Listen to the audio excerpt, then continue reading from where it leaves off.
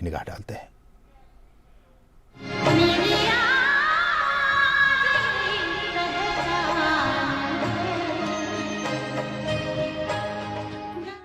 स्वर कोकिला, भारत रत्न लता मंगेशकर, भारत की सबसे लोकप्रिय और आदरणीय गायिका।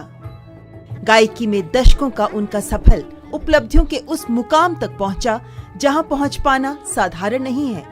जिनकी आवाज ने दशकों तक भारतीय संगीत की दुनिया को सुरों से नवाजा है। भारत की स्वर कोकिला लता मंगेशकर ने 20 भाषाओं में 30,000 गाने गाए हैं।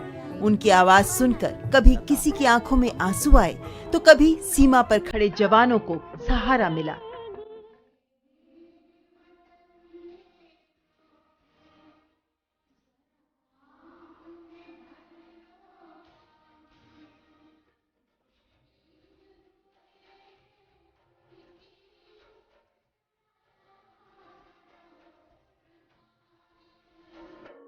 स्वर साम्राज्ञी, बुलबुले हिंद और कोकिला जैसे सारे विशेषण जो लता मंगेशकर के लिए गढ़े गए वो हमेशा ही नाकाफी लगते रहे हैं।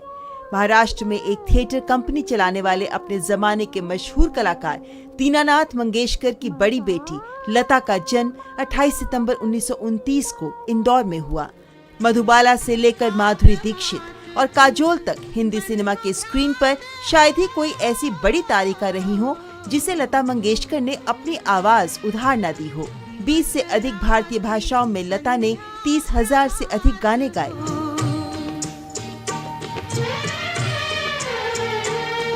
1991 में ही Guinness book of world records ने माना था कि वो दुनिया भर में सबसे अधिक रिकॉर्ड की गई गायिका हैं। भजन, गजल, कव्वाली, शास्त्रीय संगीत हो या फिर आम फिल्मी गाने, लता जी ने सबको एक जैसी महारत के साथ गाया। लता मंगेशकर की गायकी के दीवानों की संख्या लाखों में नहीं बल्कि करोड़ों में है और आधी सदी के अपने करियर में उनका कोई सानी कभी नहीं रहा।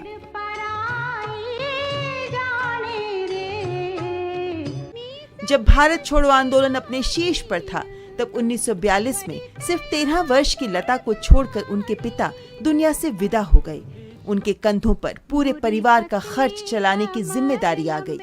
उस्ताद अमान अली खान और अमानत खान से संगीत की शिक्षा लेने वाली लता को रोजी रोटी चलाने के लिए संघर्ष शुरू करना पड़ा। रहूं के चली जाऊं रे। उन्होंने 1942 में ही एक मराठी फिल्म किती हासिल में गाना गाकर अपने करियर की शुरुआत की, लेकिन बाद में ये गाना फिल्म से हटा दिया गया। इसके 5 साल बाद भारत आजाद हुआ और लता मंगेशकर ने हिंदी फिल्मों में गायन की शुरुआत की। आपकी सेवा में पहली फिल्म थी जिसे उन्होंने अपने गायन से सजाया, लेकिन उनके गाने की कोई खास चर्चा नहीं हुई। लता का सितारा पहली बार 1949 में चमका और ऐसा चमका कि उसकी कोई मिसाल ही नहीं मिलती। इसी वर्ष 4 फिल्में रिलीज हुई, बरसात, दुलारी, महल और अंदाज। महल में उनका गाया गाना आएगा आने वाला आएगा के फौरन बाद हिंदी फिल्म इंडस्ट्री ने मान लिया कि ये नई आवाज बहुत दूर तक जाएगी। आएगा, आएगा, आएगा, आएगा आने वाला, आएगा, आएगा, आएगा। ये वो जमाना था जब हिंदी फिल्म संगीत पर शमशाद बेगम, नूरजहां और जोराबाई अंबाले वाली जैसी वजनदार आवाज वाली गायिकाओं का राज चलता था। ओपी नैयर को छोड़कर लता मंगेशकर ने हर बड़े संगीतकार के साथ काम किया। मदन मोहन की गजलें और सी रामचंद्र के भजन लोगों के मन मस्तिष्क पर अमिट छाप छोड़ चुके हैं।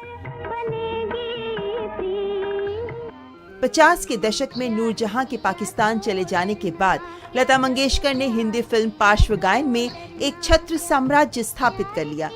कोई ऐसी गायिका कभी नहीं आई जिसने उनके लिए कोई ठोस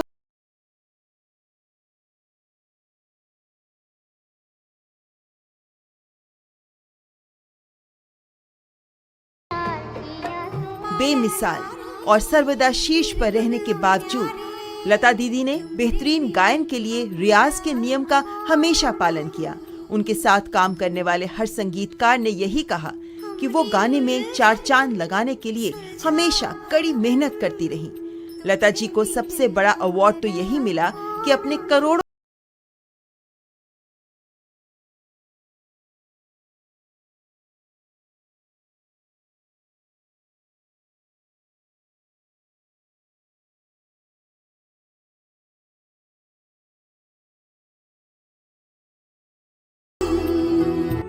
लता जी को अपने सिने करियर में मान सम्मान बहुत मिले हैं। वो फिल्म इंडस्ट्री की पहली महिला हैं जिन्हें भारत रत्न और दादा साहेब फाल्के पुरस्कार प्राप्त हुआ।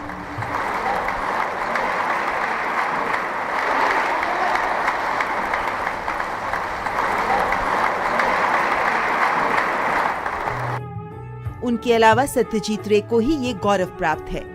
वर्ष 1974 में लंदन के सुप्रसिद्ध रॉयल एल्बर्ट हॉल में उन्हें पहली भारतीय गायिका के रूप में गाने का अवसर प्राप्त है। गायकी के क्षेत्र में अतुलनीय योगदान के लिए लता जी को 1969 में पद्म भूषण अवार्ड से नवाजा जा चुका है।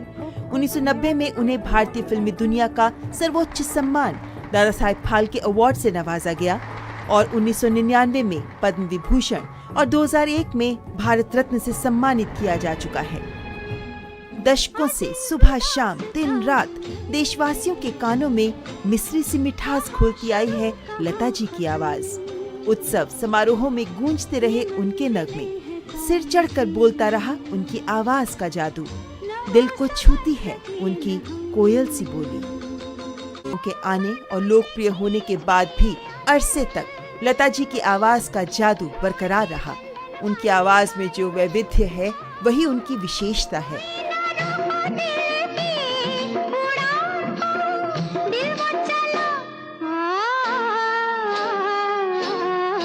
एक प्रेमिका का दर्द, मनुहार, शोखी को वो बखूबी अपनी पुरअसर आवाज के जरिए उभार सकती हैं।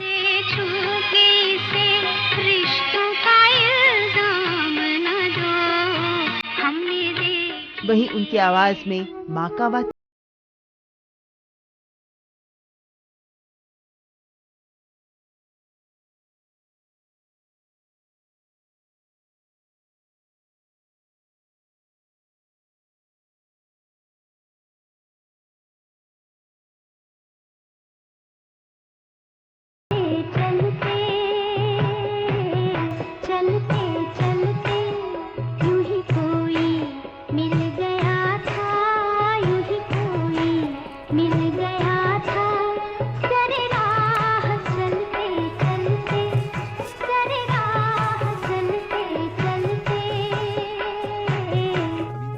लता जी की पॉपुलैरिटी के पीछे उनकी लगन, परिश्रम और तपस्या के साथ साथ उनका भारत के प्रति गहरा प्रेम और भारत कल्याण की भावना भी है।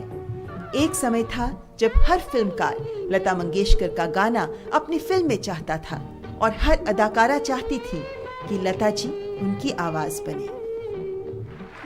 Bureau report, DD news.